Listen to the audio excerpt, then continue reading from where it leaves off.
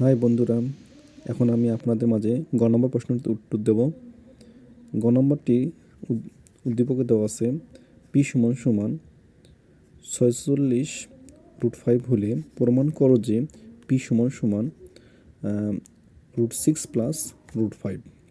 তাহলে আমাদের এই পির মানটা বের করতে গেলে আমাদের দ্বিতীয় উদ্দীপক থেকে কাজটা করতে হবে। তাহলে আমাদের দ্বিতীয় উদ্দীপকে দেওয়া আছে, তাহলে গ নম্বর আমরা লিখব। তাহলে P cube minus 1 P cube সমান সমান হলো পি দেওয়া আছে।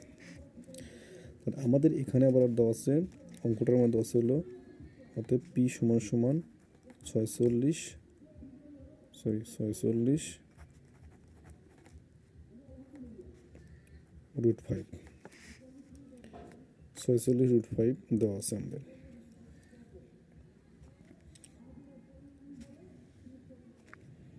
তাহলে এখন আমাদের পির মানটা বসাবো। তাহলে আমাদের পির মানটা বসালে আমাদের হলো P cube minus 1 P cube সমান সমান 46√5। এখন আমাদের কাজ কি, যে এই অঙ্কটার মধ্যে কিছু একটা সমাধান করে আমাদের ওই মানটা বের করতে হবে, পির মানটা। তাহলে এখন আমাদেরকে এখানে কি করা যায়, এখানে আমাদের ভগ্নাংশ অঙ্ক, এখানে হলো যোগ করতে গেলে নিচে হরটা রসগুলো একটা হরে আছে দেওয়া আছে ওটাই হবে।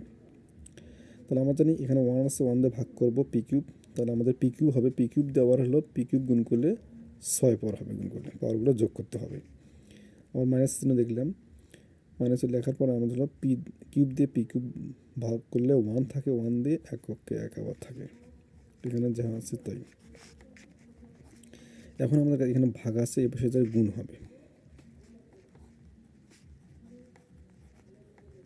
গুণ করলে পি কিউব হলো। এখন আমাদের কাজ কি, কিছু করা যায় না, এটাই পাশে নিয়ে আসবো। অবশ্যই হলো প্লাস আছে, এ পাশে হলো মাইনাস হবে, সমান সমান 0। এখন আমাদের কাজ কি, যেহেতু আমাদের 3টা অঙ্ক আছে, তাহলে এখানে শুধু বর্গসূত্র করা যায় ভাঙে।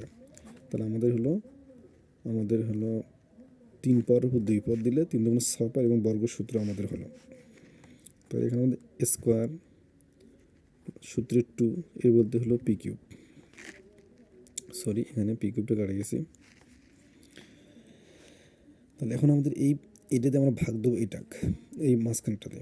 তাহলে আমরা জানি হলো যে 6 2 দিয়ে ভাগ করি তাহলে কত হয়, 23 হয়। এবং হলো পি কিউব চলে গেল এবং √5টা থাকলো। তাহলে 23√5 আমাদের 23√5 অঙ্কটি থাকলে হলো বীর মানটা। তাহলে আমাদের হলো বীর মানটা 23√5 বসালাম, প্লাস বি স্কোয়ার, বি বলতে 23√5, তার উপর হলো 2 পাওয়ার। এখন আমাদের এখানে আছে হলো 1, এখানে বাড়ালো হলো 23√5। তাহলে আমরা 23√5 যদি গুণ করি তাহলে আমাদের অ্যান্সারটা কত আসবে। আমরা জানি 23 গুণ করলে আসবে হলো 23 গুণ করলে মোটে গুণ করলে 2645,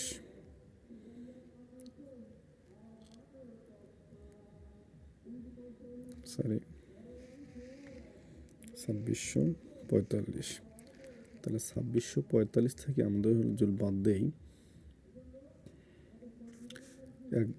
তাহলে আমাদের অঙ্কটা আসবে হলো, এখানে বিয়োগ আছে তাহলে এখানে হলো আমাদের যোগ আসলো। তাহলে এটার চেয়ে বেশি নেবে, বিয়োগটা বেশি নিতে হবে, তাহলে 2646 নিতে হবে। তাহলে আমাদের পুরো অঙ্কটা মিলে যাবে। তাহলে 23 গুণ করবো, 23 গুণ করলে হলো আমাদের হলো 529, তার সাথে 5 গুণ করবো, 5 গুণ করলে আমাদের অঙ্কটা আসবে হলো 2646। তাহলে আমাদের হলো বিয়োগ করতে হবে 2646 সমান 0। এখন আমাদের কাছকে এখান থেকে সূত্র করব। তাহলে কি সূত্র হয়, square minus 2ab plus B square, তাই হলো A minus B all square. এখানে এটা আছে হলো আমাদের হলো যোগ বিয়োগ সরি এখানে বিয়োগ আছে, এখান থেকে হলো যোগ হবে।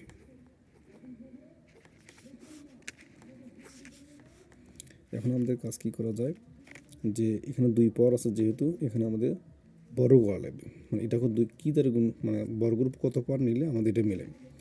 তাহলে আমাদের শর্টকাট নিয়ম আমাদের বুঝি,